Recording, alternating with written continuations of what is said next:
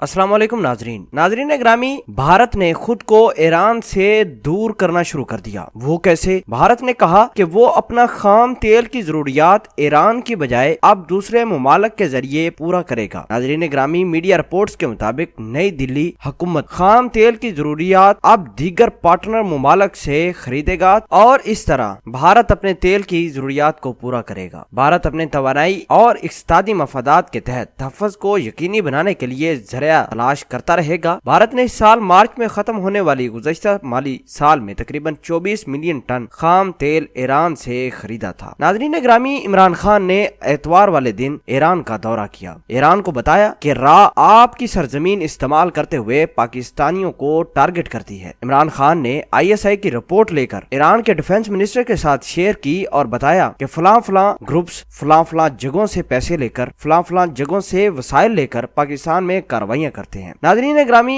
Iran ने पाकिस्तान के वजीर आजम इमरान खान को यकीन दहानी कराई कि आइंदा के बाद उनकी सरजमीन पाकिस्तानियों के खिलाफ इस्तेमाल नहीं होगी। इससे भारतीयों को बड़ा मसला हुआ और भारतीयों ने अपना गुस्सा निकालने के लिए ईरान के साथ ऑयल की जितनी भी कंजप्शन के कॉन्ट्रैक्ट थे वो खत्म करना शुरू कर दिए, क्योंकि ईरान अब इमरान खान के साथ मिलता हुआ दिखाई देता है। इमरान खान फिर उसी तरह ईरान के साथ अपने ताल्लुकात बढ़ाना चाहते हैं जिस तरह पहले थे। नाज़रीन, ये बात इंडिया को हजम नहीं हुई। इंडिया की राह भी फ्लॉप हो जाएगी अगर ईरान पाकिस्तान के साथ इस तमाम तर काम में मावनत देता है और पाकिस्तान में स्टेबिलिटी भी इंशाल्लाह आ जाएगी। नाज़रीन, इसके पीछे और कोई कहानी नहीं है कि भारत किसी और मुमालिक से तेल खरीदेगा, भारत को इतना नुकसान होगा, इतना फायदा होगा। महज सिर्फ ईरान ने पाकिस्तान के साथ बातचीत की है कि आइंदा के बाद राह को अपनी सरजमीन पाकिस्तानियों के खिलाफ इस्तेमाल नहीं होने देंगे। भारत को मसला बन गया है। भारत की राह अब मुकम्मल तौर पर फ्लॉप हो जाएगी और ईरान की सरहदी इलाकों में जितने भी